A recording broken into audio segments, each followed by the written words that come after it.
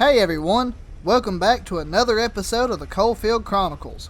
As we follow various R615s out of Lowell, we will be taking a look at JRL's Creech loadout in Coalgood, Kentucky.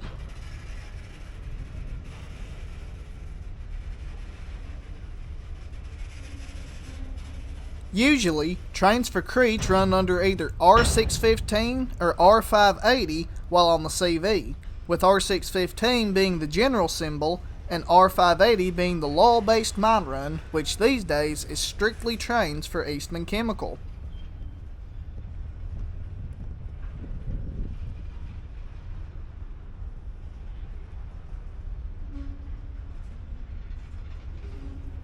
Upon arrival, trains will tie down in the siding at Glidden.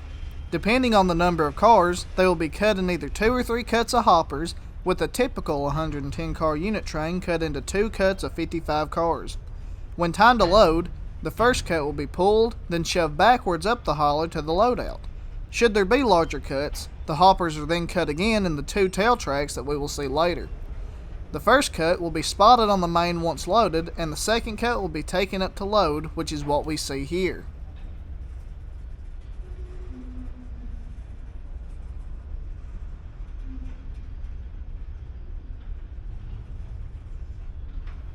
There's a lot of history to be covered here. The branch here dates back to December 23, 1915, when the Mary Helen Coal Corporation was formed and made agreements with the L&N to extend a spur off of the main line up Turtle Creek to a new mine location. 1919 rolled around and would be the first year of production, with reports listing 150,000 tons of coal shipped via the L&N. Following 1919, the Mary Helen Coal Corp would continue to run out of the Mary Helen mine and later the Queen Mary mine, loading single car orders.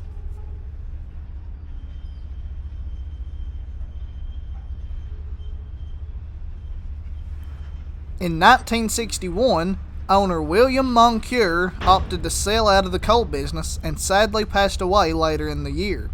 Afterwards, a company called Pure D took over, who after a few years sold out to the Sigmund brothers, who ran the site until 1972.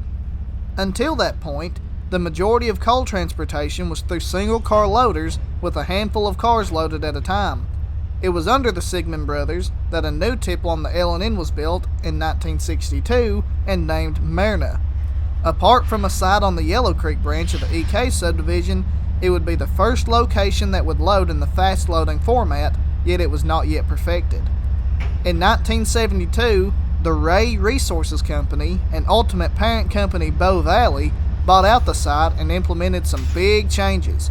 The Merna tipple was fully upgraded with the more modern flood loading technology, which increased production dramatically. They also built 2 brand new prep plants on each side of the valley that service their own mines and the Merna tipple.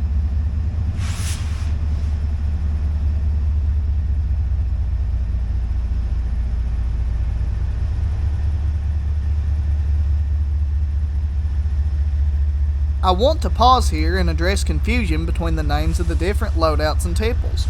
From what I understand, the flood loader here was named Merna. Yet when Bow Valley took over the site, they kept the Merna name and applied it to a new single car loader further up the track, and readdressed the flood loader as Creech, named after the Creech coal seam they were mining in. The Merna siding was rated for 40 cars, while the Creech siding was rated for 72. The newly upgraded flood loader went fully operational in April of 1979 and was claimed to be able to load a 90-ton hopper in 9 seconds with a 99.95% weight accuracy. In its first full year of operation, 249 72-car unit trains were loaded, with a recorded 1,795,267 tons of coal produced.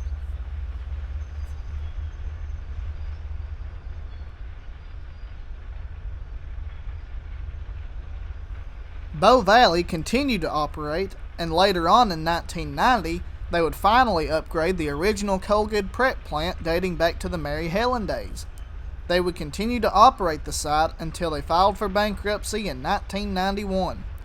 Following the bankruptcy, the spur leading up to Merna lay dormant, and CSX even filed for abandonment. that is, until 2008, when Massey Energy acquired the site, demolished the original Coalgood plant and Merna single car loader, and built a completely new facility from the ground up. The only thing that remained from the Bow Valley days was the Creech flood loader itself.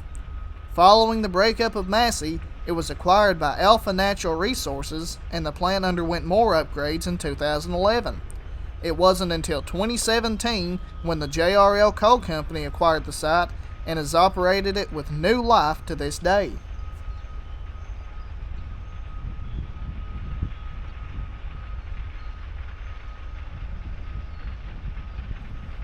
I know that's a lot of information to unpack, but do know that JRL has treated Creech well. Today, they run contracts for Eastman Chemical Company, Santee Cooper, and Tennessee Valley Authority. The coal tonnage in 2023 was in good stance as well, with their surface mines shipping 143,891 tons of coal, while their underground mines shipped 483,870 tons, resulting in a total of 627,761 tons of coal transported out of the hauler.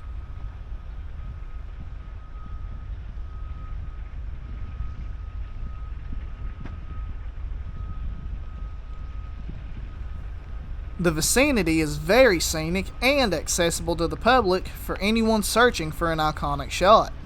The old Mary Helen Company store still stands trackside, as well as a nearby overpass pedestrian bridge, giving any photograph a hint of the heritage and history present amidst the modern design of today's railroads and operations. Due to its history, you will hear the site referred to by a plethora of names. Therefore, whether you hear Creech or Merna, you know exactly where this loadout resides.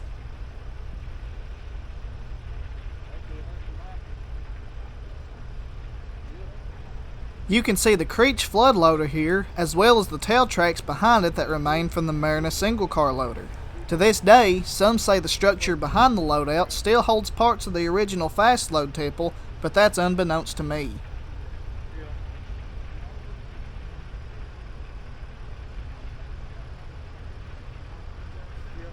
Once the final cut is loaded, the cars are brought down out of the hauler and taken out to the north leg of the Y, where the train is tied together and sent back to Lowell, and a new crew will take the train onto Corbin and beyond.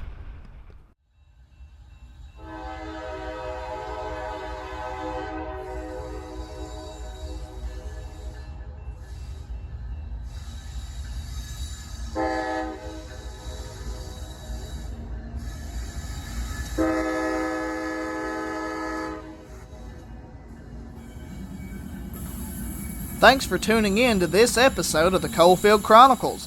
A very special thank you to Coalfield historian Robbie Vaughn for the plethora of information used to bring this video to life. If you liked what you see, consider subscribing to my channel to assure you don't miss another episode, and be sure to leave your feedback and suggestions in the comments below. Until next time, from the Coalfields, this is Rail Fan Micah Turner. God bless y'all.